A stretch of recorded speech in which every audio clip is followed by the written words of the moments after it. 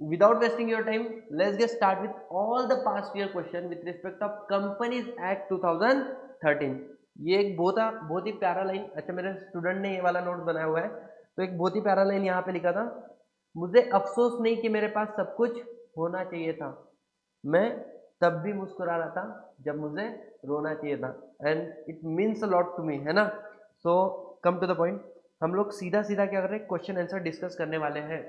सबसे पहले क्वेश्चन आपके मॉड्यूल में भी है और मेरे क्वेश्चन बैंक में भी दिया हुआ है। क्वेश्चन क्या है sir, what do you mean by guarantee company. अब समझो, what do you mean by guarantee company, और इसी के अंदर आपको पूछा इन्होंने, state the similarity and dissimilarity between guarantee company and company limited by shares. समझ में आ रहा है। सबसे पहले आप लोगों को क्या करना है, आपको एक्सप्लेन करना है। देखो, आंसर जब फ्रेम करते हो ना, तो आंसर को फ्रेम किस तरीके से करोगे, सबसे पहले ये आपको लिखना पड़ेगा कि सर गारंटी कंपनी का मीनिंग क्या होता है।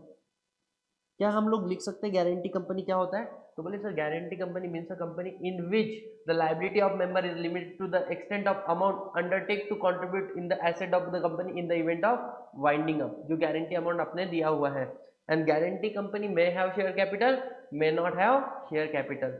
अच्छा, दूसरा बात क्या लिखना है यहाँ पे, sir what do you mean by company limited by shares. तो सेकंड पॉइंट आपने लिखा है कंपनी लिमिटेड बाय शेयर्स में the liability of member limited to the extent of unpaid value of the share, this amount company में call at any point of time, मतलब during the life time of the company, कभी कभी भी company क्या कर सकती है, मंगा सकती है। अब इसके बाद में अगर आप इंस्टीट्यूट का आंसर देखो ना, इंस्टीट्यूट के आंसर ने इतने अच्छे से नहीं दिया जितने अच्छे से हम लोगों ने प्रेजेंट किया है। हमें सबसे पहले इनकी सिमिलैरिटीज को बताना है, ठीक है। ये दोनों कंपनी की सिमिलैरिटीज क्या है, क्या मैं बोल सकता हूँ दोनों में लायबिलिटी लिमिटेड बाय शेयर्स है, यस और नो। उसके बाद में हमें क्या बताना है सर, हमें इनकी डिसिमिलैरिटीज बताना है। समझ में आ रहा है कि ये किस किस पॉइंट पे अलग है, ये बातें हमें बतानी पड़ेगी। तो कम टू द पॉइंट, सबसे पहले हमने पॉइंट नंबर 1, इसको बोलते हैं यार सही आंसर। क्या आपको ये समझ में आ रहा है लिखना क्या है, लिखना इज अ सेकंड पार्ट। आपको मोटा मोटी ढांचा समझ में आना चाहिए कि इसके अंदर हम लोग क्या क्या कवर करने वाले हैं। सबसे पहला पॉइंट क्या मैं बोल सकता हूँ, we are done with the company limited by guarantee. पहला पॉइंट हम लोगों ने एक्सप्लेन कर दिया, कंपनी लिमिटेड बाय गारंटी क्या होता है। Second, company limited by shares, इसके बारे में लिख दिया। अब हमको बताना है सिमिलैरिटीज। सिमिलैरिटीज क्या है, both company register under the companies act 2013। उसके बाद में it means the liability of member क्या है, लिमिटेड है दोनों के अंदर। और डिसिमिलैरिटीज क्या है, समझना, लायबिलिटी गारंटी कंपनी के अंदर जो तुम्हारा पैसा है वो सिर्फ वाइंडिंग अप के समय में बुला सकते हैं, लेकिन in case company limited by shares during the life time of the company कभी भी बुला सकते हैं। अच्छा, liability of member, liability of member जो, अगर आपके शेयर फुल्ली पेड हो गए तो आपका कोई भी लायबिलिटी इनकर्ड रहता नहीं है। लेकिन अगर आपकी कंपनी क्या नाम से लिमिटेड बाय गारंटी है, तो जिस दिन तुम्हारी कंपनी वाइंड अप हुई है उस समय में जो आपके मेंबर है वो भी लाइबल है, या उसके एक साल पहले से तक जो आपके मेंबर थे जो छोड़कर चले गए वो लोग भी लाइबल रहते हैं।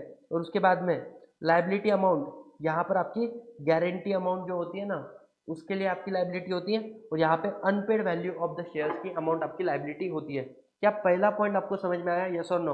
अच्छा, कल मेरे को एक क्वेश्चन भी आया था अंजलि से, उसने मेरे को बोला था सर, एक पैरा दिया था उसने, बोले सर ये वाला पैरा का एक्सप्लेनेशन दो ना। तो बड़ा सिंपल सा बात है, कौन कौन लाइबल है at the time of winding up, जो मेंबर है वो भी लाइबल है, और एक साल के अंदर जो लोग छोड़कर गए वो भी लाइबल रहते हैं। अब गारंटी अमाउंट में तुम कितना पैसा दोगे, पहली बात तो पेमेंट ऑफ डेप्ट, तुमने तुम्हारी एसेट सेल किया, लाइबिलिटी पे कर रहे हो कि नहीं पे कर रहे हो, तो पेमेंट ऑफ डेप्ट कंप्लीट करने के लिए आपको अपना गारंटी अमाउंट देना पड़ेगा। अच्छा, इसके बाद में वाइंडिंग अप के एक्सपेंडिचर होते कि नहीं होते, मतलब भाई साहब कोई एम्प्लॉय अपॉइंट किया, मतलब लिक्विडेटर अपॉइंट किया, उसको भी पैसा देना पड़ेगा कि नहीं देना पड़ेगा। वाइंडिंग आपकी जो गारंटी अमाउंट है उसमें से वाइंडिंग अप के एक्सपेंडिचर भी पे किए जाएंगे। और इसके अलावा अगर मानो किसी और के पैसे आपने भरे हैं तो don't you think you have right to recover from that particular person, तो एडजस्टमेंट टूवर्ड द कॉन्ट्रीब्यूटर, ये सारा बात होता है। इसका पीडीएफ भी सेंड कर देना फिर से, बिल्कुल जी कर देता हूँ। समझ में आया, पहला क्वेश्चन का आंसर समझ में आया क्या। अगर आप आ जाओ मॉड्यूल के ऊपर, तो मॉड्यूल वालों ने भी सेम क्वेश्चन पूछा हुआ है, लेकिन इनका आंसर आप देखो, कंपनी लिमिटेड बाय गारंटी और डिसिमिलरिटी सीधा सीधा पैराग्राफ फॉर्मेट में दिया है, इन्होंने कोई भी चीज़ को एक्सप्लेन नहीं किया हुआ है। समझ में आ रहा है? यहाँ तक क्लियर हुआ?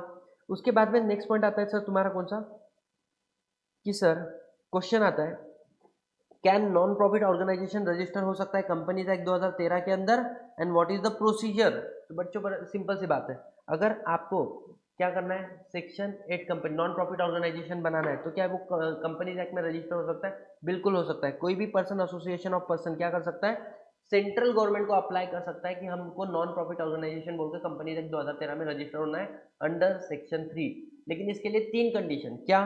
पहली बात, आपके ऑब्जेक्ट में क्या होना चाहिए, चैरिटी होना चाहिए। जो भी आप पैसा कमा रहे हो वो आप रीअप्लाई करोगे किसके लिए, ऑब्जेक्ट के लिए। और तीसरा, आपकी कंपनी क्या नहीं दे सकती, डिविडेंड नहीं दे सकती है। अब ये चीजें आप कंडीशन सेटिस्फाई करते हो, सेंट्रल गवर्नमेंट को अप्लाई करो।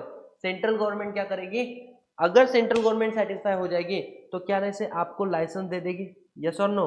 जब सेंट्रल गवर्नमेंट लाइसेंस देगी, क्या सेंट्रल गवर्नमेंट उस समय में एडिशनल टर्म्स एंड कंडीशन डाल सकती है क्या, बिल्कुल डाल सकती है। अब नेक्स्ट पॉइंट क्या बोला, once you become a section 8 company. अब ये जो लाइसेंस है, आरओसी को फाइल करो, ROC along with the order document of incorporation, ROC आपको दे देगा सर्टिफिकेट ऑफ इनकॉर्पोरेशन। जैसे ही आप एलएलपी बन गए, आप एक बॉडी कॉर्पोरेट, आप वो हर वो कार्य कर सकते हो जो कंपनी कर सकती। मतलब सर हमने बोला था ना, company is artificial person, it is created by process of law, it exist in the eyes of the law, yes or no, what company can do, what company cannot do, even a member can enter into contract with a company। इसके अलावा हम लोगों ने क्या बोला था, company is intangible invisible but company is not fictitious, company act through human agency, company can sue and be sued। ये सब कुछ क्या एक सेक्शन 8 कंपनी कर सकती है, कर सकती है। लेकिन कुछ एडिशनल फायदे हैं, क्या, even a firm, partnership firm can become member in section 8 company. दूसरा, देयर इज अ रिस्ट्रिक्शन, क्या, section 8 company can not change its memorandum and article unless they take a permission of central government. समझ में आ रहा है कि नहीं आ रहा है? सो अब सेकंड चीज, आपका लाइसेंस रिवोक हो सकता है। बोले कब, अगर आपने जो 3 कंडीशन थी उसको सेटिस्फाई नहीं किया, या सेंट्रल गवर्नमेंट ने एडिशनल कंडीशन लगाई उसको आपने सेटिस्फाई नहीं किया। तीसरा बात, आपकी कंपनी का बिजनेस कैसा है, फ्रॉडुलेंट नेचर का है, अगेंस्ट द पब्लिक इंटरेस्ट है, against the object of the company है, ऐसे वाले केस में भी तुम्हारा लाइसेंस क्या होगा, रिवॉक होगा। लेकिन जब भी आपका लाइसेंस रिवॉक होगा उसके पहले आपको क्या देना पड़ेगा, अपॉर्चुनिटी ऑफ बीइंग हर्ड देना पड़ेगा। और अगर लाइसेंस रिवॉक होगा तो आपके अगेंस्ट में क्या ऑर्डर पास हो सकते हैं, convert company into any other company, या फिर तुम्हारी कंपनी को क्या करो, amalgamate with another section 8 company having similar object, या फिर कंपनी को करो वाइंडिंग अप। बोलने का मतलब क्या है, ऐसे we are done with this question number 2, yes और नो गाइस, यस। भगवान भी इंटेंजिबल इनविजिबल है बट फिक्टिशियस नहीं है, क्या बात, क्या बात, बहुत ही बढ़िया मेरे भाई, है ना। अब सेकंड पॉइंट आता है बच्चों तुम्हारा, ठीक है, नेक्स्ट क्वेश्चन आता है बच्चों तुम्हारे सामने एग्जाम में, what do you mean by ultra vires. Ultra vires क्या होता है under the companies act 2013 and what are the consequences of ultra vires act. Simple सी बात है यार, अल्ट्रा वायरस किसको बोलोगे, सबसे पहले अल्ट्रा वायरस का मतलब बना दो। अल्ट्रा मतलब बियॉन्ड, बियॉन्ड, वायरस मतलब पावर, तो anything which is beyond the power of company become ultra vires act. अब ऐसा कब होता है, जब कोई कार्य कंपनी एक्ट 2013 के खिलाफ जाके कर रहे हो, या आपके कंपनी के ऑब्जेक्ट के खिलाफ जाके कर रहे हो, या कंपनी के एंसिलरी ऑब्जेक्ट के खिलाफ जाके कर रहे हो, उस एक्ट को हम लोग क्या बोलेंगे, अल्ट्रा वायरस एक्ट बोलेंगे। अच्छा सर, क्या अल्ट्रा वायरस एक्ट रेक्टिफाई हो सकता है क्या, अल्ट्रा वायरस एक्ट रेक्टिफाई नहीं होता है, ये वॉइड अब इनिशियो होता है। समझ में आ रहा है क्या, even the whole body of the share holder can not rectify such act and your company is liable to wound up. अब क्वेश्चन ये आता है सर, इफेक्ट क्या होता है अल्ट्रा वायरस ट्रांजेक्शन का, सीधी सी बात है, transaction is void up initio, starting से ही गलत है। नो रेक्टिफिकेशन एस्टॉपल, आप चाह के भी इसको करेक्ट कर नहीं सकते हो। तीसरा, अगर आपको लग रहा है कंपनी का डायरेक्टर अल्ट्रा वायरस ट्रांजेक्शन करने जा रहा है, you can take a injunction order from the court to restrict that particular person. अच्छा, ऑलरेडी अल्ट्रा वायरस ट्रांजेक्शन हो चुका है, देन डायरेक्टर पर्सनली लायबल रहेगा, कंपनी लायबल नहीं रहेगी। और लास्ट में, अल्ट्रा वायरस ट्रांजेक्शन के अंदर अगर आपने कोई प्रॉपर्टी एक्वायर कर ली है, उस प्रॉपर्टी को क्या करना है, प्रोटेक्ट करने का आपको अधिकार है। ये सारे मैंने केस लॉ भी बताए थे एक एक पॉइंट के ऊपर आप लोगों को, ठीक है। थर्ड पॉइंट नहीं समझा, कौन सा वाला रे, अरे ये बात सीधी सी है ना, एमओए के बाहर जा रहे हो तो अल्ट्रा वायरस टू कंपनी बोलते हैं। अब मैंने यहाँ पे एडिशनल लिखा है, तुमको समझाया नहीं क्योंकि रेगुलर क्लास में समझाया था। अगर आप कोई कार्य आर्टिकल के बाहर जाके कर रहे हो लेकिन मेमोरेंडम के अंदर है, जैसे मैंने बोला था एमबीए चाय वाला अगर एसडीबी चाय वाला के साथ में एग्रीमेंट कर रहा है, बिजनेस एग्रीमेंट, तो वैलिड है नहीं है? बोले बिल्कुल वैलिड है। अगर वो रिलायंस जियो के साथ में कॉन्ट्रैक्ट कराए तो क्या के लिए इंडिया में 6G सर्विसेज लगाना, तो मेमोरेंडम के बाहर है, सच act can not be ratified.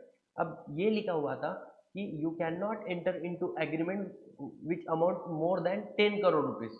MBA चाय वाला आके मेरे साथ में 25 करोड़ का कॉन्ट्रैक्ट करके चले गया, क्या ना ऐसे एग्रीमेंट आर्टिकल को तोड़ा कि नहीं तोड़ा, लेकिन ऑब्जेक्ट के तो अंदर ही थे ना, कंपनी के ऑब्जेक्ट के अंदर ही चाय के बिजनेस का एग्रीमेंट किया है, लेकिन आर्टिकल में जो उसकी पावर थी उसके बियॉन्ड चले गया। Even such act can be ratified, ये लिखा है। अगर कोई कार्य किसके अंदर होगा, beyond the power of article होगा but within the power of company होगा, such act can be ratified. और वही लिखा है कि तुमने कोई कार्य इरेगुलर तरीके से किया है, मतलब beyond the power of director है, even such act can be ratified if it is within the memorandum of association. समझ में आया? ठीक है। नेक्स्ट पॉइंट बच्चों, क्वेश्चन तुम्हारे सामने है। अब ये क्वेश्चन आपके एग्जाम में भी है, आप लोग समझ पा रहे हो ना, आंसर लिखते कैसे हैं? Answer should be very presentable, है ना। यहाँ पे अल्ट्रा वायर्स के बारे में पहले लिखा, फिर अल्ट्रा वायर्स का तुमने पहले मीनिंग लिखा, बाद में एक्चुअली कंपनीज एक्ट के हिसाब से प्रोविजन क्या होता है वो लिखा, और उसके बाद में आपने उसके इफेक्ट लिख दिए। You'll get enough marks. समझ में आ रहा है? उसके बाद में नेक्स्ट पॉइंट तुम्हारे सामने आता है, ये वाला केस पढ़ो, क्या लिखा है। There is a company called sound syndicate public company, sound syndicate limited एक कंपनी है। Its article of association empower managing director चाहिए था, managing agent to borrow a short और लॉन्ग टर्म लोन। मतलब कंपनी जो है ना, सुनो, कंपनी के आर्टिकल ऑफ एसोसिएशन में ये लिखा था कि आपका जो मैनेजिंग डायरेक्टर है वो क्या कर सकता है, बैंक से लोन ले सकता है, चाहे उसको शॉर्ट टर्म के लिए लेना है चाहे तो उसको लॉन्ग टर्म के लिए लेना है, फर्क नहीं पड़ता है। ठीक है। Mister Lindell the director of the company approach easy finance limited, एक कंपनी है easy finance limited, banking company, जिसको आपने अप्रोच किया किसके लिए, कि हमें चाहिए बोले 25 लाख रुपए का लोन, 25 लाख रुपए का लोन। आगे क्या हुआ, the lender agree and provided the above said loan. अब लेंडर ने क्या किया, एग्री कर दिया और लोन दे दिया।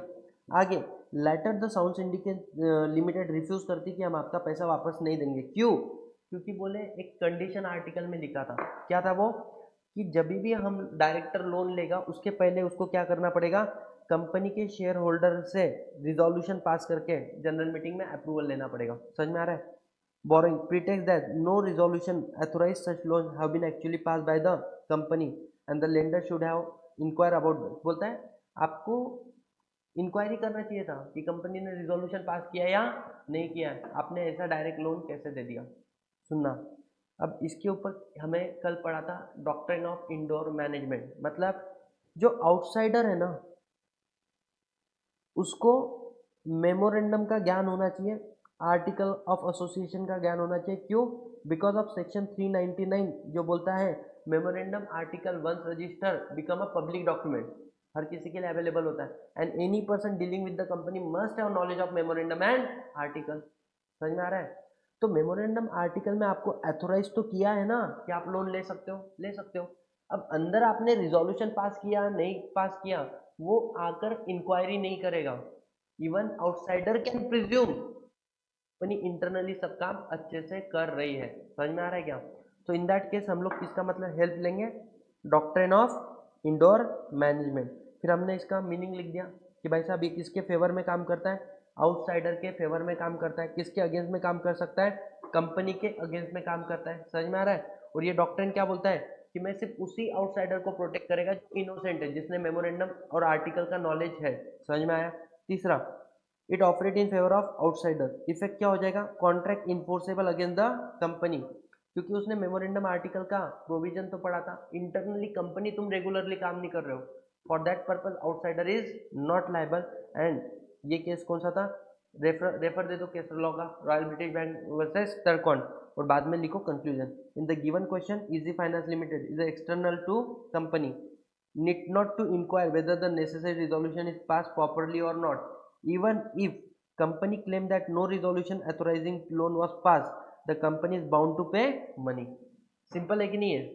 जल्दी से बताओ। एक्ट में थर्ड पॉइंट क्या था? अच्छा मेमोरेंडम किस में, सीधी सी बात है यार, मैंने ये आपको मेमोरेंडम खोल के बताया था ना, तभी मैंने बता दिया था कि कोई भी कार्य कंपनी एक्ट 2013 के अगेंस्ट में जाता है तो अल्ट्रा वायरस है, ऑब्जेक्ट के बाहर जाके काम कर रहे हो, अल्ट्रा वायर्स है। अब मेरा ऑब्जेक्ट है टीचिंग, लेकिन ये टीचिंग करने के लिए डोंट यू थिंक मेरे को लैपटॉप भी परचेज करना पड़ेगा? तो it is ancillary to my object. मेरे को किसी के साथ में पार्टनरशिप में एंटर भी होना पड़ेगा। It is ancillary for fulfilment of the main object. समझ में आ रहा है? चलो अब नेक्स्ट क्वेश्चन आपके सामने है बच्चों, क्वेश्चन नंबर 5। क्या लिखा है? An assessee had a large income from dividend and interest. Assessee को सबसे ज्यादा इनकम कहाँ से हो रहा है? डिविडेंड और interest. In order to reduce the tax liability, assessee ने क्या किया? 4 प्राइवेट लिमिटेड कंपनी बनाई। अच्छा मुझे एक बात बताओ, कौन सा case law? Sir Dinshaw Maneckji Petit. मतलब ये पढ़ने के पहले हमें समझ में आ रहा है कि इसका आंसर कहाँ से होगा। सीधा सीधा सबसे पहले आप क्या लिखोगे? Concept separate legal entity. क्या? Company is distinct from the person who form, who manage and who own it. समझ में आ रहा है? Company has its own right and obligation. Member are not liable for wrong act of the company. समझ में आ रहा है क्या? उसके बाद में लिखो, दिस इज केस लॉ का नाम लिख दिया यहाँ पे, सोलोमन वर्सेस सोलोमन ली वर्सेस लियर फार्मिंग। आप यहाँ पे मतलब क्या सेपरेट लीगल एंटिटी का केस लॉ लिखा। नेक्स्ट पॉइंट आता है कॉर्पोरेट विल। कॉर्पोरेट विल क्या बोलता है? कंपनी अलग छे, मेंबर अलग छे। And lifting of corporate veil क्या बोलता है? लिफ्टिंग ऑफ कॉर्पोरेट विल मतलब 4 बातें याद रखना। सबसे पहले ignore separate legal entity, disregard corporate personality so that you can look behind the person who are in the actual control and the affairs of the company. तीसरा बात, it is complete discretion of the court whether to lift the corporate will or not to lift the corporate will. There are certain circumstances where the corporate will was lifted. This case resemble to Sir Dinshaw Menekji Petit. समझ में आ रहा है? In that case यहाँ पर क्या होगा? Lifting of corporate will होगा। जो असेसी का इनकम है वही, मतलब कंपनी का जो इनकम है वही असेसी का इनकम माना जाएगा। यहाँ पे कंपनी बनाने का पर्पस क्या था? To reduce the tax liability. तो यहाँ पे लिफ्टिंग ऑफ कॉर्पोरेट विल किया जाएगा। कंपनी और असेसी को एक ही माना जाएगा। कंपनी के इनकम को असेसी की इनकम मान के उसके ऊपर टैक्स पे करना पड़ेगा। समझ में आया? तो यहाँ पे देख लो, the fact of the case mister Dinshaw, फिर वो लिख दिया मैंने। पर्पस क्या था? रिड्यूस द टैक्स लायबिलिटी, है ना। उस conclusion, in the instant case the 4 private limited companies form by A assessee is a purely and simply by means of avoiding tax and the company has no other business, no other asset, no other creditor, है ना। company was sham company मतलब bogus company है। and the income of the company treated as the income of A and hence A can't be regarded as a separate from the private limited, for private limited company। क्या ना, इससे ये वाले question का answer भी आपको समझ में आया नहीं आया? जल्दी से बताओ। इजी है। Next question guys, next question. अच्छा ये सारे क्वेश्चन आपके मॉड्यूल में हैं बट इतने प्रेजेंटेबल फॉर्मेट में नहीं है। क्वेश्चन नंबर 6, नवीन इनकॉर्पोरेटेड 1% कंपनी। नवीन ने क्या बनाया? 1% कंपनी। अच्छा इसमें है ना मेरा आंसर जो इंस्टीट्यूट का आंसर गलत है। मतलब मेरा आंसर जो वो सही है, इंस्टीट्यूट का आंसर जो इंस्टीट्यूट सजेस्टेड आंसर में देती वो गलत है। तो आप, मैं बोलता हूँ कभी हमेशा सही आंसर लिखो और नीचे फुट नोट दे दो। फुट नोट में बोलो कि अकॉर्डिंग टू इंस्टीट्यूट इसका आंसर ये है। मतलब ये बताओ कि भाई मैंने सही लिखा है, बट इसका मतलब ये नहीं कि मैं आपके आंसर को नहीं पढ़ता हूँ। समझ में आया? अब नवीन नाम का एक बंदा है, उसने क्या किया? 1% कंपनी खोला और उसने अपनी सिस्टर को क्या किया? नविता को वहां पर नॉमिनी बनाया। ठीक है। Navita living India permanently, India छोड़कर जा रही है नविता। ठीक है। Due to her marriage abroad, due to her marriage abroad and due to this fact she withdrawing her consent as a nomination. बोले अब मैं तो इंडिया छोड़ के जा रही हूँ हमेशा के लिए, तो मैं मेरा नॉमिनी का नाम भी निकाल लेती हूँ from the 1% company, taking into consideration the provision of the Companies Act 2013, answer the question given below। क्या क्वेश्चन है?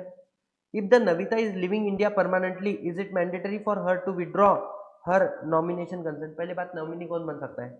आप नेचुरल पर्सन होने चाहिए, आप सिटीजन ऑफ इंडिया होना चाहिए, और आप रेसिडेंट हो नहीं हो फर्क नहीं पड़ता। रेसिडेंट किसको मानेंगे? जो इंडिया में पिछले साल में 182 डेज रहा हुआ है। मुझे एक बात बताओ, क्या नमिता नेचुरल पर्सन है? बोले हाँ। क्या वो बाहर जाने के बाद में भी अपना अगर सिटीजनशिप का स्टेटस मेंटेन कर रही है क्या? बोले हाँ। तो भले ही वो रेसिडेंट ना हो फिर भी वो एज अ नॉमिनी बोलकर कंटिन्यू कर सकती कि नहीं कर सकती? Answer is yes. इसलिए देखो मैंने यहाँ पे आंसर यस किया है, इंस्टीट्यूट ने नो किया है। ठीक है। दूसरा, if the Namita maintain the status of resident in India, फिर भी तो अच्छी बात है, और तकलीफ वाला काम नहीं, because she is a natural person plus she is a Indian citizen. यहाँ पे 120 डेज आ गया है ना, और प्लस आप रेसिडेंशियल स्टेटस मेंटेन कर रहे हो तो वेल एंड गुड। समझ में आ रहा है क्या? यस। तो यहाँ पे मैंडेटरी नहीं है नमिता को पहले वाले केस में कंसेंट विड्रॉ करने का, और दूसरे वाले केस में she can continue, she can continue. Next question guys आपके सामने 182 डेज है, 120 डेज, ठीक है।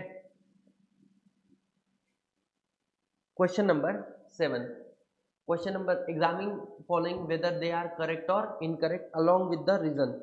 अ company being a artificial person can not own a property. बच्चों सीधी सी बात, आर्टिफिशियल पर्सन बोला है 6 पॉइंट लिख देने का। क्या?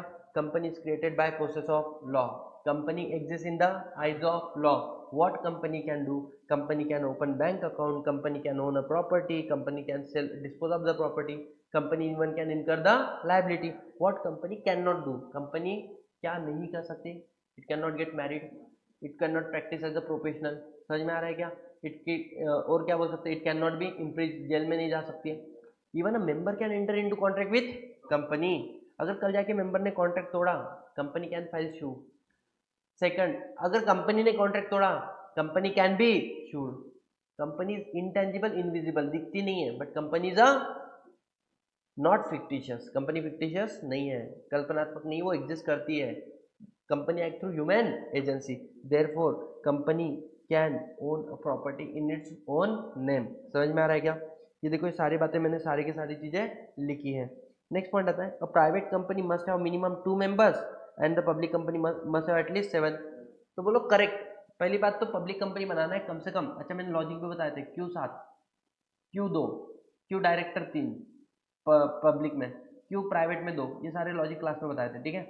तो क्या बोलते हैं, हाँ पब्लिक कंपनी मिनिमम 7 मेंबर चाहिए, बट प्राइवेट कंपनी अगर नॉर्मल प्राइवेट कंपनी है तो मिनिमम 2 मेंबर चाहिए, और अगर 1 person company which is also private company तो वहां पर 21 मेंबर चाहिए, एक से ज्यादा मेंबर नहीं। सॉर्टेड। ये दोनों क्वेश्चन के आंसर अपन लोग कर पाएंगे कि नहीं कर पाएंगे?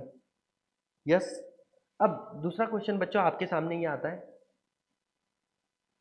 रुक जाओ। Mister Anil form 1 person company, OPC बनाया मिस्टर अनिल ने on 16th of April 2018 for the manufacturing electric car. Okay, the turnover of the company 2.5 crore. और उसके बाद में कंपनी बोलते मेरे को कन्वर्ट करना है, कंपनी कर सकती है क्या? पहले एक कंसेप्ट हुआ करता था कि आप ओपीसी बनने के 2 साल तक कन्वर्ट नहीं हो सकते हो, लेकिन आपका टर्नओवर एक क्राइटेरिया हिट हुआ तो आप कन्वर्ट हो सकते हो। बट आज के डेट में कहने से ये कोई भी प्रोविजन एग्जिस्ट नहीं करता है। इट मीन्स आपको डे 1 पे भी कन्वर्ट करना है तो आप प्राइवेट कंपनी ओपीसी को public private normal private company में कन्वर्ट कर सकते हो, कोई रिस्ट्रिक्शन नहीं है in private OPC. Okay, next question guys. अब ये सुनो, ये सारे वो क्वेश्चन हो गए जो आपके इंस्टीट्यूट ने कवर किए थे। अगर आप देखो डिस्क्रिप्टिव क्वेश्चन, कहना है ये वाला क्वेश्चन का मैंने आंसर दे दिया। गारंटी कंपनी और share company limited by shares and similarity dissimilarity. दूसरा, non profit organisation company act में रजिस्टर हो सकता है क्या, और क्या प्रोसीजर है। ब्रीफली एक्सप्लेन अल्ट्रा वायरस क्या होता है और इसके इफेक्ट क्या होते हैं। उसके बाद में इंडोर मैनेजमेंट मैंने केस लॉ कवर कर लिया, ठीक है। Assessee has large income, Dinshaw Maneckji Petit का केस लॉ। साउंड सिंडिकेट वाला केस लॉ हम लोगों ने कवर कर लिया है, और उसके बाद में नवीन इनकॉर्पोरेट कंपनी वाला भी केस लॉ हमने कवर कर लिया, और करेक्ट इनकरेक्ट वाला भी हमने कवर कर लिया है। अब इसके बाद में हम एक काम करते हैं, थोड़े से एमसीक्यू सॉल्व कर लेते हैं। सबसे पहला MCQ guys, maximum number of member under the private company कितना रहेगा? जल्दी से बताओ सर। 200, ठीक है। Document regulate the management internal affairs of the company को रेगुलेट कौन करता है? बोले आर्टिकल ऑफ एसोसिएशन। दूसरा, under the companies act 2013 significant influence, associate company याद आ रहा है ना, तो उसका परसेंटेज कितना होना चाहिए? 20% और more but shall not exceeding 50%। Private company which is subsidiary of public company, उसको क्या ट्रीट करेंगे हम लोग? Treated as a public company only, ठीक है। उसके बाद में which one of the following is not content of memorandum, name clause होता है, रजिस्टर ऑफिस क्लॉज होता है, ऑब्जेक्ट क्लॉज होता है, बोर्ड ऑफ डायरेक्टर नाम का कोई क्लॉज नहीं होता है। An act said to be ultra virus, कब कब? when it is beyond the power of company, ठीक है। Turquand rule is related to doctrine of indoor management.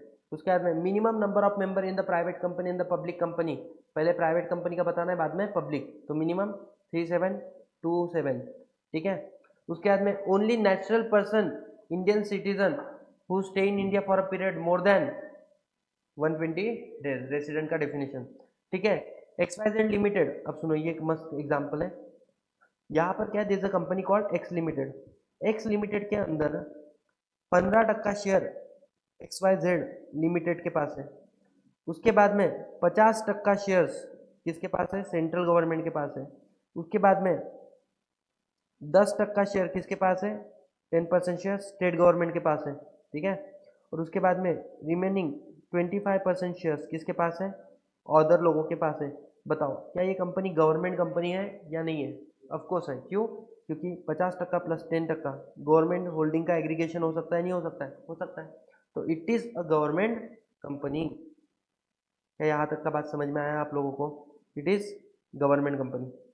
उसके बाद में नेक्स्ट क्वेश्चन आता है, the doctrine of indoor management is a protection available insider outsider, किसको? Outsider who is dealing with the company.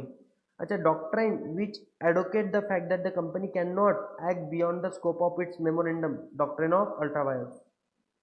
उसके बाद में अगर आप देखो तो आपके मॉड्यूल के क्वेश्चन तो पूरे सॉल्व हो गए ना बच्चों, यस और नो?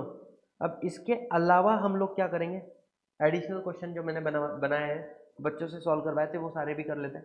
अच्छा, इसके अलावा मैंने आप लोगों के सी एंटर वगैरह के जो स्मॉल कंपनी वगैरह वो सारे डेफिनेशन वो सब कुछ करवाए थे। अब ये देखो, मिस्टर ए वेल्दियस ह्यूज इनकम डिविडेंड इंटरेस्ट, कहने से ये भी अपना हो चुका है। अरे यस और नो, एसएससी वाला दिनशा मैनेजी पेटिटिव केस लॉ है ना। उसके बाद में what do you mean by section 8 company? Section 8 company के बारे में शॉर्ट नोट लिखो, मोटा मोटी क्या लिखोगे? देखो 3 कंडीशन होनी चाहिए। पहला, ऑब्जेक्ट में चैरिटी, प्रॉफिट जो है रीअप्लाई फॉर मेन पर्पस, तीसरा डिविडेंड दे नहीं सकते। अब ये लाइसेंस आपने एप्लीकेशन करना है सेंट्रल गवर्नमेंट सेटिस्फाई होगी तो आपको लाइसेंस देगी, एडिशनल टर्म्स एंड कंडीशन लगवा सकती है। अब सेंट्रल गवर्नमेंट ने जो आपको लाइसेंस दिया उसके बाद में फाइल करो आरओसी के साथ में with along with the other incorporation document, और आपकी कंपनी क्या हो जाएगी, इनकॉर्पोरेट हो जाएगी। जैसे ही इनकॉर्पोरेट हो गई you become a body corporate, आपको सारे एडवांटेज मिलते हैं जो एक बॉडी कॉर्पोरेट के। इसके अलावा एक बड़ा एडवांटेज ये है कि partnership firm can also be A member in the section 8 company. इसके बाद नेक्स्ट पॉइंट क्या था तुम्हारा कि सर जो सेक्शन 8 कंपनी है ये अपने मेमोरेंडम आर्टिकल को चेंज नहीं कर सकती जब तक किसकी परमिशन नहीं लेती, सेंट्रल गवर्नमेंट की परमिशन नहीं लेती। इसके बाद में हमें क्या लिखना पड़ेगा कि sir license revocation of license, license revoke कब हो सकता है?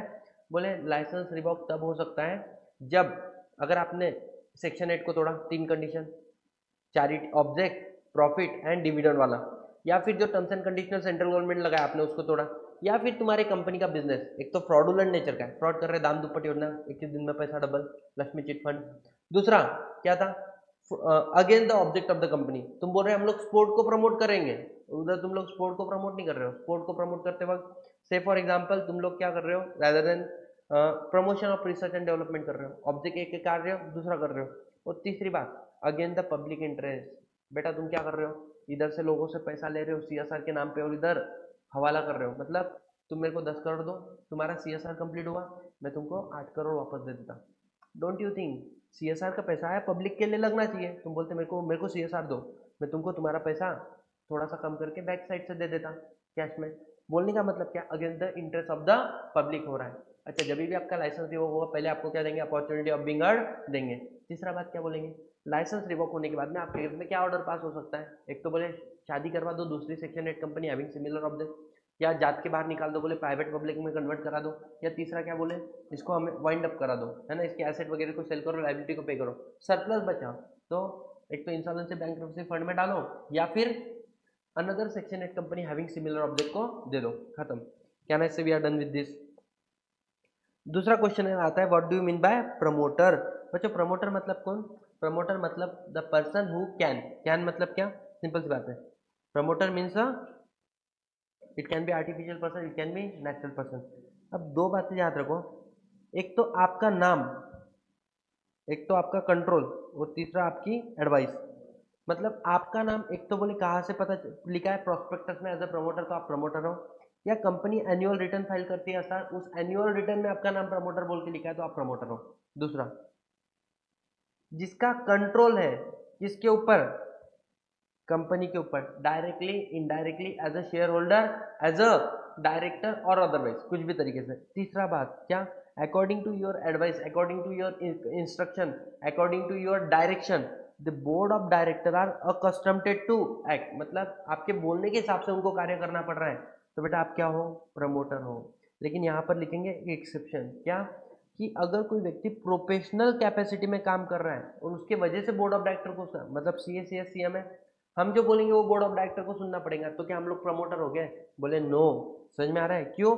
Because we are such a person जो प्रोफेशनल कैपेसिटी में कार्य कर रहे हैं और हमारे हिसाब से board of director are custom to, but we are not a promoter. समझ में आ रहा है? सो ये हो गया बच्चों तुम्हारा क्या, जनरल मीनिंग। प्रमोटर मतलब वो व्यक्ति जिसके दिमाग में कंपनी इनकॉर्पोरेशन का आइडिया आता है, वो नेसेसरी स्टेप लेता है वगैरह वगैरह वगैरह। कंपनीज एक्ट बोलता है section 2/69, promoter means a person whose name identified from the prospectus annual return, who has control over the affairs of the company according to whose advice instruction board of director accustomed to act। अब इसके अंदर exception क्या है, professional person acting in the professional capacity, बराबर, they are not a promoter. अब दूसरा केस है आपके सामने, question number 13, ABC who are the creditor of PQR Limited, there is a company called PQR Limited, इसके क्रेडिटर कौन है? अगर तुम मियर प्रोफेशनल कैपेसिटी में काम कर रहे हो तो तुम प्रमोटर नहीं बन सकते, तुम उस कंपनी के डायरेक्टर भी हो, सीए भी हो, तुम्हारे बोलने से वो काम करते हैं, फिर तुम प्रमोटर हो। समझ में आ रहा है क्या? अब ध्यान देना, एकदम आराम से फोकस करना। नेक्स्ट क्वेश्चन क्या है, this a company called PQR private limited, और इसके शेयर होल्डर कौन है? ABC, सॉरी क्रेडिटर कौन है? ABC। Lodge a complaint that company is a sham, इन्होंने क्या कंप्लेंट करा है? कंपनी शैम है, बोगस है। There is no business asset liability, no transaction except the investment done by the holding company. For the company was formed for the purpose of defrauding the creditor, avoid the legal compliances। बच्चों question काय के ऊपर base है? Question काय के ऊपर base है? Lifting of corporate veil. इसके आंसर में क्या क्या आएगा? सबसे पहले what do you mean by corporate veil? Corporate veil क्या होता है? That the member are distinct from the person from the, देखो, company is distinct from the person who form, who manage and who own it. समझ में आ रहा है? दूसरा बात, company has its own right and obligation, member are not liable for act of the company. फिर आता है लिफ्टिंग ऑफ कॉर्पोरेट विल। इसके अंदर हम लोग चार बातें लिखेंगे। पहला, इग्नोर सेपरेट लीगल एंटिटी, बाद में second, disregard corporate personality so that we can look behind the person who are in the actual control affairs of the company. तीसरा बात हम लोग क्या लिखेंगे, it is complete discretion of the court whether to lift the corporate will or not, there are circumstances where the corporate will was lifted। अब इसमें आपको क्या बताना है, इसमें स्पेसिफिक केस नहीं हिट किया है, आपको बताना पड़ेगा कौन से सर्कमस्टांसेस है। तो एक होता है अवॉइड, अगर टैक्स लाइबिलिटी को अवॉइड करना है तो सर दीनशा मैनेजी पैटेड। डिफ्रॉड करना है तुम लोगों को तो Gilford motor company limited versus Horne. तीसरा, to identify the true characters of the company, enemy character, कौन सा? Daimler company limited versus continental rubber tyre company limited. उसके बाद में क्या था? Company form as a subsidiary company, British merchandise transport limited versus British transport commission. समझ में आ रहा है क्या? और वेलफेयर लेजिस्लेचर को अवॉइड करने के लिए कौन सा लॉ बना था? कौन सी केस था? Workman associate rubber industry limited versus associate rubber industry limited. ठीक है, तो यहाँ पर सबसे पहले कॉर्पोरेट विल क्या होता है इसके बारे में लिख दिया। दूसरा, इफेक्ट ऑफ कॉर्पोरेट विल, जो चार बातें मैंने बताई आपको, ये लिफ्टिंग ऑफ कॉर्पोरेट विल, और देयर आर सर्टन केसेस। तो बाद में कंक्लूजन कि भाई साहब ये सारे केसेस के अंदर कंक्लूजन पढ़ो, कितना प्यारा लिखा है, पढ़ो। It is advisable mister ABC that the if court think fit they may lift the corporate will and the act of done by the company may be considered as the act done by the person who are behind the actually controlling the affairs of the company and they are liable for the act of the company। yes or no? इस question में लिखना जरूरी, because question is not directly targeting any specific case law, तो यहाँ पे आपको case law के नाम लिखने जरूर हो जाते हैं। समझ में आया? अब नेक्स्ट क्वेश्चन देखो क्या है, question number 14, ABCD are the only member of ABCD Software Private Limited, there is a company called ABCD Software Private Limited जिसके चार मेंबर है ABCD। आगे क्या बोला? All of them died in the meeting at the register office due to the bomb blast. Question, explain the provision and status of the company considering the fact. अच्छा यहाँ पे क्या लिखोगे? प्रोविजन ऑफ द लॉ में क्या लिखोगे? Separate क्या लिखोगे? Perpetual succession. मतलब अच्छा, परपेचुअल सक्सेशन किस पॉइंट में लिखा हुआ है? Section number 9 effect of incorporation में। परपेचुअल सक्सेशन में अपने को तीन बातें लिखनी पड़ते हैं, दैट मेंबर में कम मेंबर में go but company goes on for ever, है ना। उसके बाद में आरसी ग्रोवर ने बोला था ये मेंबर में कम मेंबर में go but company goes on for ever. Second, the death insolvency insanity of the member does not affect the status of the company. उसके बाद में नेक्स्ट क्या था, company is created by process of law, the existence of company come to end by process of law only. समझ में आ रहा है। And therefore even hydrogen bomb भी फूट जाए, कुछ भी हो जाए, क्या कंपनी का लीगल स्टेटस खत्म होता है? क्या नहीं खत्म होता है। बस provision of law, perpetual succession, fact of the case, conclusion important है, कंक्लूजन देख लो। Conclusion, company is a artificial person created by law, company is distinct from the member, therefore death, insanity, insolvency of the member does not, bankruptcy does not change the status of the existence of the company। status of the company बोलो, existence of the company बोलो। the law alone can bring the end to the company, hence companies have perpetual entity। देखो company का perpetual succession है ऐसे नहीं बोल सकते, मतलब एंड नहीं, ये नहीं बोल सकते। कंपनी का एंड है बट एंड इज अननोन, कब कंपनी बंद होगी ना ये हमें पता नहीं है। समझ में आता है क्या। Therefore the death of the member will not affect the status of the company। समझ में आ रहा है। इसमें ट्रांसमिशन ऑफ शेयर हो जाएगा ना, ट्रांसमिशन ऑफ शेयर ही होगा इसके अंदर, ठीक है। अच्छी बात है। यू गाइज मतलब गेटिंग एवरीथिंग, मतलब तुम लोगों को हर एक बात याद आ रहा है जो क्लास में हम लोगों ने पढ़ा था। क्वेश्चन नंबर 15 गाइज क्या बोलता है, what do you mean by guarantee company dissimilarities, already cover हो चुका है ना। क्वेश्चन नंबर 16 क्या बोलता है, creditor of the company SDP private limited have complaint, क्या ऐसे ये भी हमारा हो चुका है। अरे कंप्लेंट किया क्रेडिटर ने, तो वो बातें सेम वाली है ना। नेक्स्ट पॉइंट आता है बच्चों, what do you mean by company and what are the different features of company. बच्चों what do you mean by company, तो बोलना एज पर टू, देखो company as per section 2 clause 20, company means a company incorporate under this act और any previous company law. समझ में आ रहा है कि नहीं आ रहा है। What are the features of company, company बनती, कंपनी को बनाना पड़ता है, बनाना पड़ता है। तो company is a incorporated association, incorporate association मतलब it is form and registered under the companies act. Second, company बनी तो क्या नेचुरल पर्सन बनी या आर्टिफिशियल पर्सन बनी, आर्टिफिशियल पर्सन बनी। इट मीन्स क्या मैं ये बोल सकता हूँ कंपनी कैसे बनी है, artificial, it is created by process of law, it exist in the eyes of law, what company can do, what company cannot do, even a member can enter into contract with the company, company can sue and be sued। उसके बाद company is intangible invisible but company is not fictitious, company act through human agency। ये हो गया artificial person के point, समझ में आ रहा है।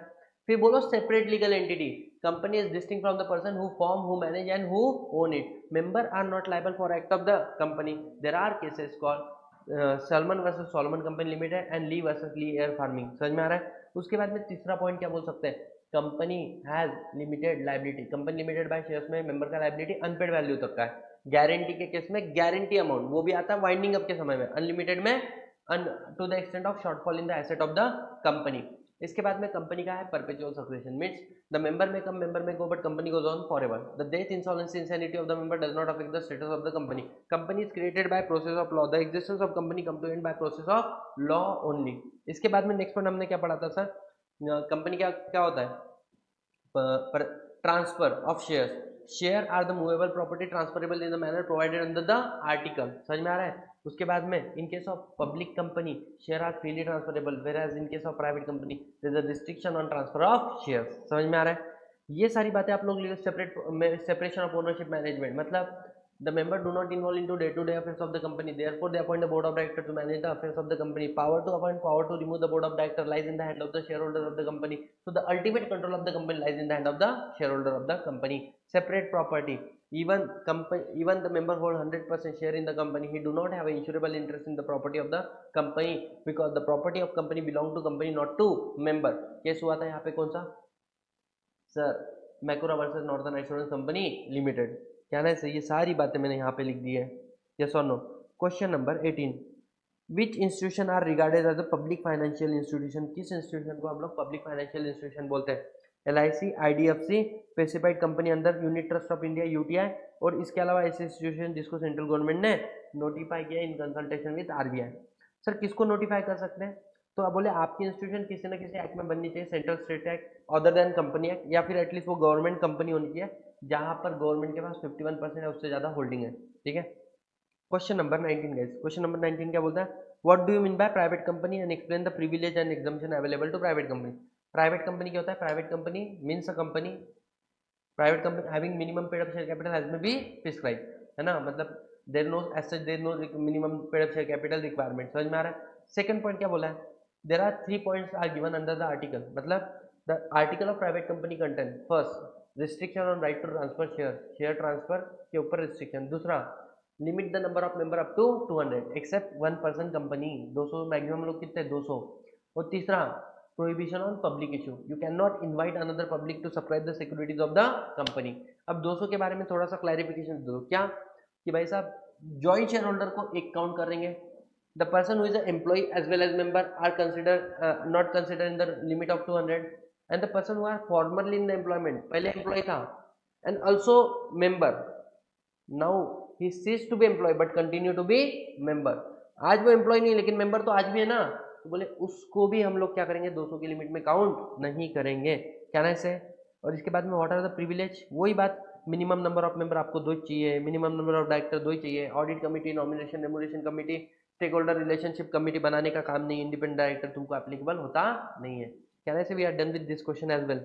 अरे sir no sir, short note on certificate of incorporation. अच्छा, short note on certificate of incorporation क्या होता है?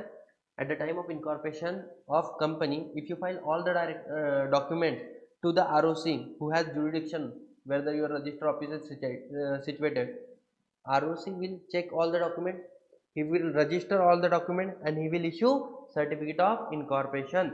सर्टिफिकेट ऑफ इनकॉर्पोरेशन एक कंक्लूसिव एविडेंस माना जाता है, बोले 110%। सर्टिफिकेट ऑफ इनकॉर्पोरेशन के अंदर क्या क्या कंटेंट होता है? कंपनी का नाम, डेट ऑफ इनकॉर्पोरेशन, उसके बाद में कंपनी का पैन, कंपनी का टैन, समझ में आ रहा है, एंड कंपनी का सीन नंबर। यहाँ पे मैंने आपको प्रैक्टिकली बता दिया। Question number 21, everything about OPC, short note on OPC. अच्छा, ओपीसी के बारे में पूरा शॉर्ट नोट है ना। सबसे पहला ओपीसी कौन सी कंपनी है? प्राइवेट कंपनी है, ठीक है। कहाँ पे लिखा है? सेक्शन 3 सबसेक्शन 1 क्लॉज सी के अंदर।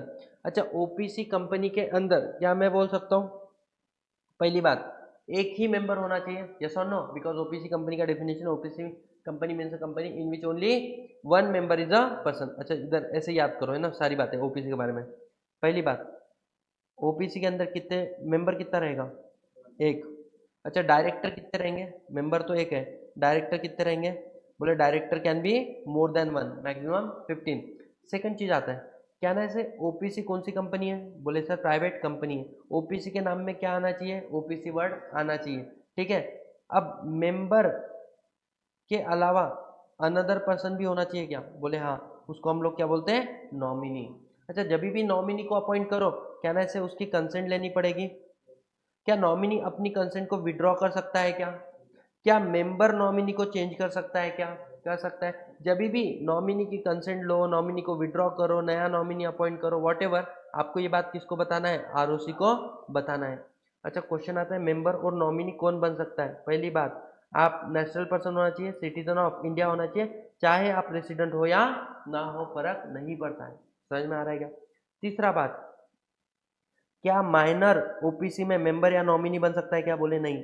अच्छा, ओपीसी 1 का मेंबर क्या ओपीसी 2 के अंदर मेंबर बन सकता है क्या? नहीं। ओपीसी 1 का नॉमिनी क्या ओपीसी 2 में नॉमिनी बन सकता है क्या? नहीं। लेकिन ओपीसी 1 का मेंबर ओपीसी 2 में नॉमिनी बन सकता है। If at all situation is arrive कि वो दूसरे ओपीसी में भी क्या हो गया? मेंबर बन गया, क्योंकि डेथ हो जाएगा अगर आके, तो दो इसमें ओपीसी के मेंबर बन गया ना। इसको कितना समय मिलेगा? 180 डेज का टाइम मिलेगा to settle out the situation, किस ओपीसी को छोड़ना है उसको डिसीजन लेना पड़ेगा। अच्छा, ओपीसी तू क्या नहीं कर सकती है? कभी भी ध्यान देना, तू सेक्शन 8 कंपनी बोलकर इनकॉर्पोरेट नहीं हो सकती, सेक्शन 8 कंपनी में कन्वर्ट नहीं हो सकती है, और ना ही तू किसी और कंपनी के अंदर इन्वेस्टमेंट कर सकती है। समझ में आया क्या? Here we are done with the 1 person company. क्या ना, ऐसे सारी बातें मैंने आपको लिखा के दी थी। आ जाओ question number 22, What are the document required to be filed with the ROC at the time of incorporation? सबसे पहले memorandum of association, article of association, इसके बाद में देने हैं 2 डिक्लेरेशन। एक डिक्लेरेशन दे रहा है professional person who are engage in the formation of company along with the director, manager और सेक्रेटरी, क्या that we have complied the provision of law with respect of registration of company. दूसरा declaration कौन दे रहे हैं? Subscriber to memorandum plus director. इसमें 3 बातें लिखी है। क्या? पहली बात, हमने कंपनी के फॉर्मेशन से लेके, प्रमोशन से लेके, मैनेजमेंट से लेके कभी कोई फ्रॉड नहीं किया है। 5 साल में कंपनी एक्ट के अंदर हमें ब्रीच ऑफ ड्यूटी के लिए कभी क्या दोषी करार नहीं पाया गया है। हमने कभी मिसस्पेंस ऑफ पावर नहीं किया, मतलब पावर का मिसस्पेंस करना मतलब ओवर यूटिलाइज करना, मिसयूज करना। तीसरा बात क्या बोला है, all the information are provided true and correct. 3 बातें बोली थी बच्चों ने, क्या क्या? Not convicted for the offence related to formation of company. दूसरा, not found guilty for breach of duty and misuse in the last 5 year. और तीसरा, ऑल डॉक्यूमेंट प्रोवाइडेड है ट्रू एंड करेक्ट। समझ में आ रहा है क्या सर? एमओए और 2 डिक्लेरेशन, इसके अलावा एड्रेस ऑफ करस्पॉन्डेंस, जब तक तुम्हारा रजिस्टर ऑफिस फाइनल नहीं होता। सर इसके अलावा और क्या आएगा बताओ? इसके अलावा और क्या आएगा? एड्रेस ऑफ करस्पॉन्डेंस के अलावा शेयर और सब्सक्राइबर के डिटेल्स, उसका आईडी प्रूफ, रेसिडेंशियल प्रूफ, नाम, सरनेम, फादर का नाम, बराबर। शेयर डायरेक्टर का भी सब कुछ डिटेल आएगा, प्लस डायरेक्टर के केस में कहाँ पे मुंह मारा है, मतलब interest in any other entity. तो देखो, address of correspondent, particular of subscriber, particular of directors बाद में, ठीक है, एंड कहाँ पे वो इंटरेस्टेड है। 7 डॉक्यूमेंट आपको पता चले क्या? स्ट्रेट फॉरवर्ड क्वेश्चन आएगा, मार्क देके चल जाएगा। ऑब्जेक्ट ऑफ कंपनी नहीं बताना पड़ता है ढोकलो, वो तो मेमोरेंडम चले गया तो उसके अंदर आ गया ना। 7 ही डॉक्यूमेंट याद करो, मेमोरेंडम, आर्टिकल ड्यूली साइन होना चाहिए। उसके बाद में सेकंड 2 डिक्लेरेशन, एक प्रोफेशनल का, एक subscriber to memorandum plus director का, address of correspondence, particular of subscriber, particular of director and interest of director in any other entity. खत्म। Question number 22, what are the effect of incorporation of company. Section number 9, company incorporate हुई कब से माना जाता है? From the date of incorporation, जो memorandum के अंदर लिखा है। कंपनी क्या बन जाती है? बॉडी कॉर्पोरेट बन जाती है। सब्सक्राइबर टू मेमोरेंडम क्या बन जाता है? कंपनी का मेंबर बन जाता है। इसके अलावा कंपनी कहने से खुद के नाम में प्रॉपर्टी ओन कर सकती, परचेज कर सकती, सेल कर सकती है। Company can shoe and can be sued, company have a perpetual succession. ये बातें सब कुछ जितने भी फीचर है वो कहाँ पे लिखे? सेक्शन 9 के अंदर लिखे, ठीक है।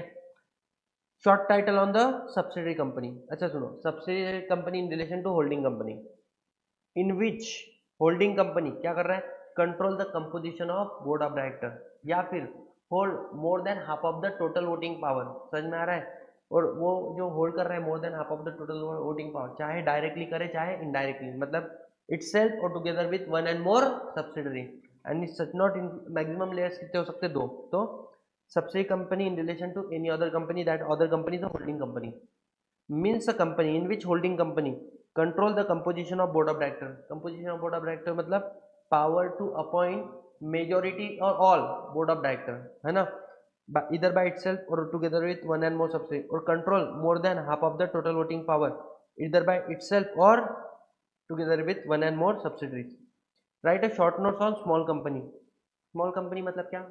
small associate company, associate in company in relation to other company, that other company have significant influence in our company, मतलब in short, when one company have significant control, have a significant influence over other company, that other company is a associate company and it includes joint venture।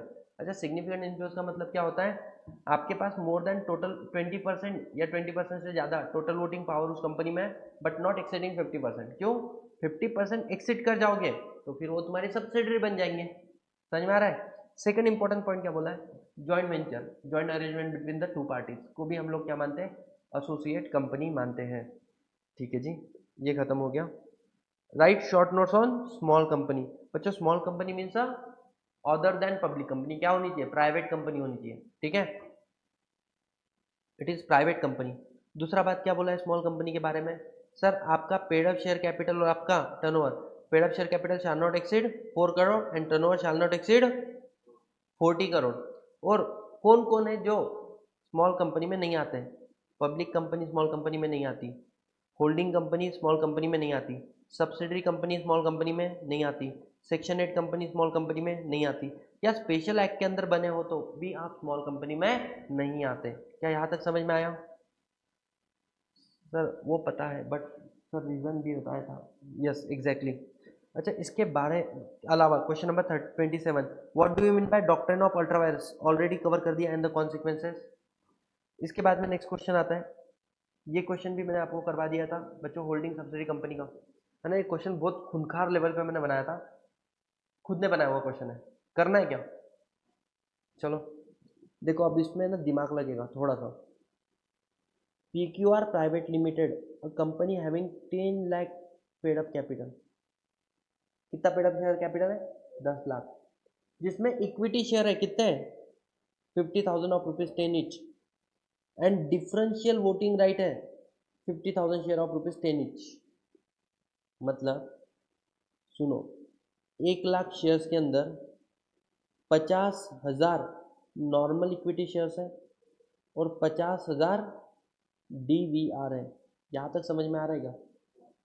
अरे सुनो, अब सुनो, situation one, ABC limited holding 25,000 normal equity share, this a company called ABC limited. इसके पास normal equity shares कितने हैं? 25,000, ठीक है। And MNO limited, जिसके पास 25,000 कितने हैं? Normal equity shares, this is another company NMO limited. इसके अंदर 25,000 नॉर्मल इक्विटी शेयर्स है। समझ में आ रहा है? 50,000 पूरे हो गए ना, 25-25। अब ABC लिमिटेड के पास 40,000 कौन से? डिफरेंशियल वोटिंग राइट है, और इसके पास 10,000 डिफरेंशियल वोटिंग राइट है। समझ में आया क्या? इसके पास 40,000 डिफरेंशियल वोटिंग राइट है, इसके पास 10,000 डिफरेंशियल वोटिंग राइट है, ठीक है। अच्छा, नॉर्मल इक्विटी शेयर्स के ऊपर एक शेयर एक वोट होता है। DVR पे क्या है? 10 शेयर्स 1 वोट, ठीक है। अब बताओ मुझे, हम लोग जब होल्डिंग सब्सिडी का रिलेशन देखते हैं तो हम लोग पेड अप शेयर कैपिटल देखते हैं या टोटल वोटिंग पावर देखते हैं? जब हम लोग होल्डिंग सब्सिडी का रिलेशन देखते हैं तो टोटल वोटिंग पावर देखते हैं या पेड अप शेयर कैपिटल देखते हैं? टोटल वोटिंग पावर ना। अब मुझे एक बात बताओ, हम लोग इसके वोट काउंट करते हैं, वोट यहाँ पे 25,000 वोट है और यहाँ पर कितने वोट है? 25,000 वोट। अच्छा, 40,000 शेयर मतलब कितने वोट? 400 वोट होते हैं। 10 शेयर के पीछे एक वोट है, तो 40,000 शेयर के पीछे कितने वोट रहेंगे? 4,000 वोट। और 10,000 शेयर के पीछे कितने वोट रहेंगे? 1,000 वोट। तो कंपनी के पास पहले देखो टोटल वोटिंग पावर कितनी है।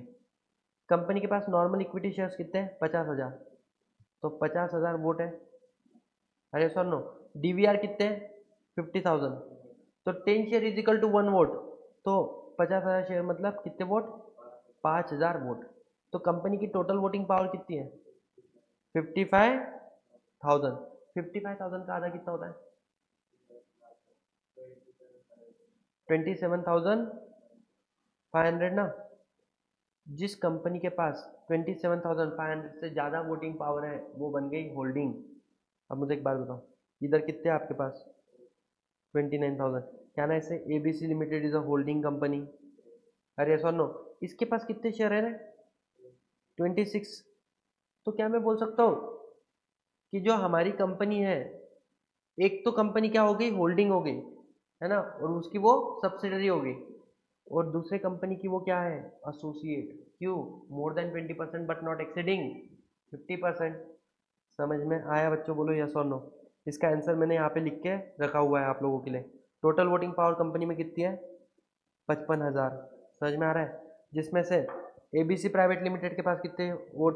29,000। तो ABC प्राइवेट लिमिटेड बन गई होल्डिंग कंपनी। समझ में आ रहा है? एमोनो प्राइवेट लिमिटेड के पास कितने शेयर है? 26,000। तो वो कंपनी एमोनो प्राइवेट लिमिटेड की क्या बन गई? Associate company. समझ में आ रहा है? बच्चा होल्डिंग सब्सिडी लेके विषय खत्म कर देता है। अच्छा, एक क्वेश्चन कहीं पे मॉड्यूल वॉड्यूल कहीं पे नहीं है, it was created by me. इसका सिचुएशन नंबर 2 देखो, both ABC as well as एमोनो composition of board of director are manage by, एक minute,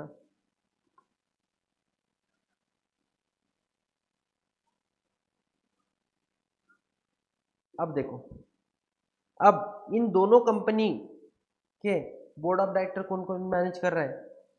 SDB software solution limited. इन दोनों कंपनी के मतलब क्या मैं बोल सकता हूँ, this a company PQR limited है ना, there is a company ABC limited and there is a company MNO limited. हमने यही बोला ना कि भाई साहब ये हो गई होल्डिंग कंपनी और ये हो गई सब्सिडी कंपनी। अब वैसे ही यहाँ पर 20% से ज़्यादा इन्वेस्टमेंट, तो ये क्या बन गई? Associate company. अब इन दोनों को मानो देयर इज अ कंपनी का एसडीबी लिमिटेड, इनके बोर्ड ऑफ डायरेक्टर मैनेज कर रहा है, तो ये तो इसकी सब्सिडरी होगी ना, एमएनओ और एबीसी। तो क्वेश्चन आता है एबीसी लिमिटेड की क्या पीक्यूआर लिमिटेड सब्सिडरी मानी जाएंगी? यस, क्यों? सबसे की सबसे मेरी पॉइंट सबसे समझ में आया, it is deemed to be so PQR limited is deemed to be subsidiary of ABC limited. समझ में आ रहा है क्या गाइस? तो software service control the composition board of director ABC and MNO. तो SSB limited is a holding company of PQR limited because control of composition of board of director सबसे की सबसे, है ना। Question number 29 guys, question number 29। Company sorting head technology private limited, जहाँ पर मैं पहले काम करता था उस कंपनी का नाम था ये, है ना। इन्वॉल्व एजुकेशन सर्विसेज, किस सर्विस में इन्वॉल्व आप? Education. In the year 2014 it was aimed to provide free education across the India globe through the online platform. Later in the year 2018 the company commercialized the product and started taking the money consideration against their services. Will it be amounted to be ultra virus? क्या ये ultra vires है? Answer is no. Object तुम्हारा था पैसा कमाना, गलत नहीं है। अगर आप सेक्शन 8 कंपनी हो, उस ऑब्जेक्ट को आपको उसी पर्पज के लिए यूज करना पड़ेगा। समझ में आ रहा है क्या? Company enter into partnership with SDB associate for providing accounting auditing, it is outside the object of the company, it will be considered as a ultra vires. समझ में आ रहा है कि नहीं आ रहा है बच्चों? ये सारी चीजें है ना। क्वेश्चन, अब ये क्वेश्चन मैंने मेरे मन से बनाया, this is you will not find anywhere. ये सिर्फ पढ़ाता था तो बना देता था ऑन द स्पॉट, बच्चे उसके आंसर लिख के देते थे, मैं क्रॉस चेक करता था और बाद में हमने नोटबुक बना लिया। Next question number 30, reason. अच्छा, जो नोट जिसने बनाया उस बंदे का नाम है रेसिन, है ना। रेसिन फ्रूट क्या है? Fruit private limited company form with the purpose of providing vegetable food only. क्या पर्पज है? मैं वेजिटेबल फूड सेल करेगा। Later enter into contract with Aditya nonveg private limited and started supplying nonveg. क्या ये outside object हुआ कि नहीं हुआ? Yes. Whether it will be considered as ultra vires और no? Answer is yes. The act was ratified in the general meeting. बोले ठीक है ठीक है, नॉनवेज में अच्छा प्रॉफिट है, शेयर होल्डर बोलते हैं हम लोग ओके हैं, this act can not be one ratified. Can I say we are done with this question also. Next question बच्चों तुम्हारे सामने, सेक्शन नंबर 31, क्वेश्चन नंबर 31।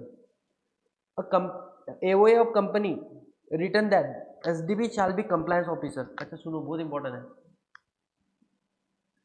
अच्छा, एओए में क्या लिखा था? एसडीबी क्या है? कंप्लायंस ऑफिसर है of a company and shall not be remove except on the ground of misconduct. मेरे को रिमूव नहीं कर सकते हो जब तक मैं मिसकंडक्ट नहीं कर रहा हूँ, कुछ गलत नहीं कर रहा हूँ। आगे क्या बोला है? A company remove SDB even if not guilt of misconduct. मैंने कुछ गलत नहीं किया फिर भी कंपनी ने मुझे रिमूव कर दिया। Decide whether company can action is valid और नॉट। बच्चे बोलते हैं नॉट वैलिड। सुनो, क्वेश्चन ये आता है, क्या सतीश भारती एसडीबी कंपनी के अगेंस्ट में एक्शन ले सकता है ये बोलकर कि तुम तुम्हारा आर्टिकल ऑफ एसोसिएशन को कंप्लाई नहीं कर रहे हो? Answer is no. क्यों? बिकॉज सेक्शन 10 बोलता है आर्टिकल में जो लिखा है ना, that is consider as a contract between company and member. अरे कंपनी को इन्फोर्स मेंबर कर सकता है, मेंबर को इन्फोर्स कंपनी, मतलब in short company can bound by member, member are bound by company, one member is not bound by another member. How can the outsider bound the company to comply the article? So इसका answer था as per section 10 outsider cannot compel the company to comply article। Enforce नहीं कर सकता है कि तुम तुम्हारे article को कंप्लाई करो। Question number 32, what do you mean by doctrine of indoor management. ये ऑलरेडी हो चुका है, थ्योरेटिकल क्वेश्चन है, फालतू लगता है मेरे को अब, है ना। अच्छा, उसके एक्सेप्शन बताने थे यहाँ पे, ये इंपॉर्टेंट है।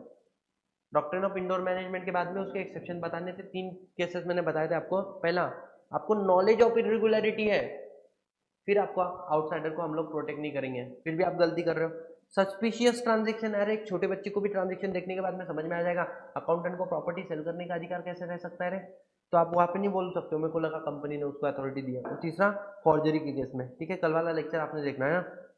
What do you mean by dormant company? अच्छा, dormant company means a company जो क्या है, जो फ्यूचर में बिजनेस करने के पर्पज से बनी हुई है। दूसरा, इसके अंदर या इंटेलेक्चुअल प्रॉपर्टी राइट को होल्ड कर रही है। इस कंपनी के अंदर कोई बिजनेस है क्या? नहीं। इस कंपनी में कोई भी सिग्निफिकेंट अकाउंटिंग ट्रांजेक्शन नहीं है, तो ऐसी कंपनी अप्लाई कर सकती है आरओसी को two of the status of dormant company. एक कंपनी मैक्सिमम कितने साल के लिए डॉर्मेंट कंपनी रह सकती है? 5 साल के लिए। अच्छा, कौन से ऐसे ट्रांजेक्शन है जिसको सिग्निफिकेंट अकाउंटिंग ट्रांजेक्शन मानते हैं? बोले हमने किसको, हर एक ट्रांजेक्शन सिग्निफिकेंट अकाउंटिंग ट्रांजेक्शन है, सिर्फ 4 सिग्निफिकेंट अकाउंटिंग ट्रांजेक्शन नहीं है। क्या? आरओसी को जो पेमेंट किया, किसी अदर लॉ में किसी अदर अथॉरिटी को जो पेमेंट किया, शेयर अलॉटमेंट का जो खर्चा है, या ऑफिस मेंटेनेंस का, रिकॉर्ड मेंटेनेंस का जो खर्चा है, that is not considered as a significant accounting transaction. समझ में आ रहा है? इसके अलावा अगर आपकी कंपनी में कोई भी दूसरा ट्रांजेक्शन है, सेल परचेस वगैरह, तो बेटा you can not of the status of dormant company. समझ में आया? तो ये हो गया। इसके बाद में question number 34, what are the condition issue and revocation of license? अच्छा, लाइसेंस रिवोक कब कर सकते हैं बच्चे? पहली बात तो कंडीशन तो इश्यू लाइसेंस, वही ऑब्जेक्ट, प्रॉफिट, डिविडेंड। रिवोकेशन का क्या हो सकता है? तुमने 3 कंडीशन को तोड़ा, या जो condition additionally at the time of granting license लगाया उसको तोड़ा, या बिजनेस फ्रॉडुलेंट नेचर का against the object of company against the interest है, तो आपका लाइसेंस क्या हो जाएगा? रिवोक हो जाएगा। ठीक है, तो लाइसेंस रिवॉक हो गए तो उसके पहले अपॉर्चुनिटी ऑफ बीइंग हट दो, उसके बाद में ऑर्डर क्या, एक तो कन्वर्ट, अमलगमेट, या फिर वाइंड अप, और सरप्लस बचा तो आईबीसी को, इंसॉल्वेंसी बैंक्रप्सी फंड को, या फिर another section company having, another section 8 company having similar object. Question number 35, question number 35 क्या बोलता है? SDB foundation section 8 company consist 50 member, कितने मेंबर है? 50, having huge profit financial year 2021, उनमें क्या ask and member of the company asking to distribute from the current profit. अच्छा, dividend देने को बोल रहे, कर सकते हैं क्या? नहीं। Reason being a chartered accountant of SDB foundation advice member what is the maximum amount of dividend company can give? Company can not give dividend.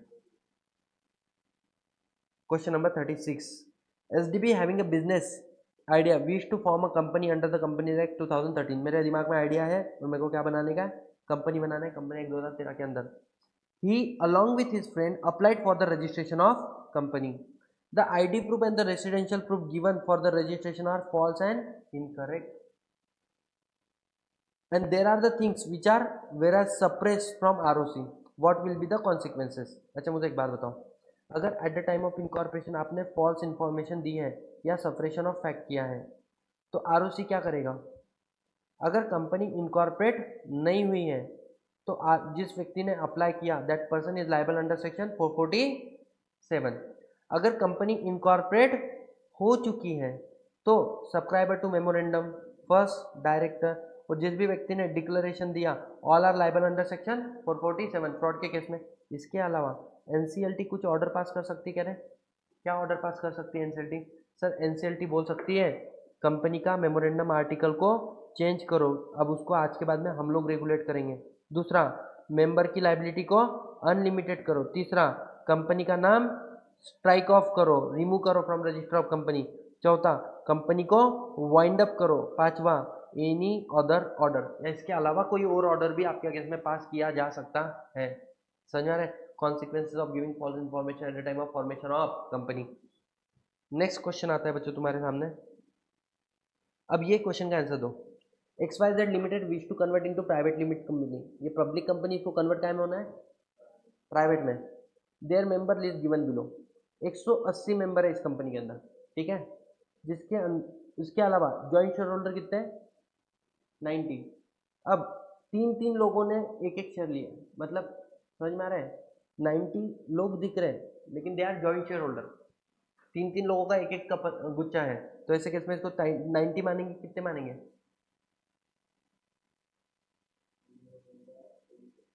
30। अरे यस और नो।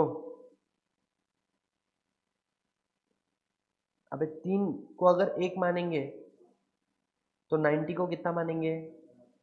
30 मानेंगे ना, क्रॉस मल्टीप्लिकेशन। अगर कोई तुम्हारा एक्स एम्प्लॉय है also member even after cessation, तो इसको 200 की लिमिट में count. Ex employ become member after cessation, अब ये थोड़ा सा टेक्निकल है पॉइंट। क्या बोला है सुनो, एक्स एम्प्लॉय है, ये मेंबर कब बना? एम्प्लॉयमेंट खत्म हुआ बाद में इसने शेयर्स लिया, इसको काउंट करेंगे 50 के लिमिट में। समझ में आ रहा है? अगर आप देखो एम्प्लॉय थे प्लस आप मेंबर थे, आप काउंट नहीं होते हो। आपका एम्प्लॉयमेंट खत्म हो गया लेकिन मेंबरशिप कंटिन्यू है, तो भी आप काउंट नहीं होते। मैं क्या बोल रहा हूँ, एम्प्लॉय था तब मेंबर नहीं था, एम्प्लॉयमेंट खत्म हुआ और बाद में मेंबर बना ना, इसको 200 के लिमिट में काउंट करेंगे। टोटल कितने हो गए? 180 प्लस 30 प्लस 50। प्रेजेंट एम्प्लॉय, ये प्रेजेंट एम्प्लॉय है, member before being in employment. तो जब तक ये मतलब जिस दिन ये एम्प्लॉय बने उसके पहले से मेंबर थे तब तो ये काउंट होते थे। जैसे ही ये मेंबर बन गए ये काउंट होना बंद हो जाएंगे, क्योंकि एम्प्लॉय प्लस मेंबर है ना, तो ये काउंट नहीं करे जाएंगे। Member by virtue of employment, इसको भी काउंट नहीं करना है। कितने लोग हो गए टोटल? 180, 80, 200, 260 ना। बेटा अगर तुमको प्राइवेट कंपनी में कन्वर्ट होना है तो आपको और 60 मेंबर को क्या करना पड़ेगा? रिड्यूस करना पड़ेगा। समझ में आया? सर हो गया मेरा, है ना। यहाँ पर एक आंसर गलत लिखा हुआ है, मैं पुराने प्रोविजन के हिसाब से वो मत देखो। उसके बाद में state the criteria for conversion of OPC into any other company. अब ये वाला कंसेप्ट हट चुका है ना, आप डायरेक्टली भी कन्वर्ट हो सकते हो। Can I say we are done with the 38 question in the span of 1 hour, right. इसके अलावा भी काफ़ी सारे क्वेश्चन जो इंटर लेवल के मैंने वो करवाए थे आपके टाइप्स ऑफ कंपनी के, ठीक है ना। तो I hope guys we are done and dusted with the concept of Companies Act 2013 under the CA Foundation. The next topic that we are going to start with is the basic of Indian Contract Act. Once we are done with the basic of Indian Contract Act, we will shift to Sale of Goods Act rather than completing Indian Contract Act. ठीक है, लेकिन Sale of Goods Act को समझने के लिए Indian contract के 3 basic lecture चलेंगे पहले, ठीक है। चलो, see you all in the next class. Thank you so much, bye bye.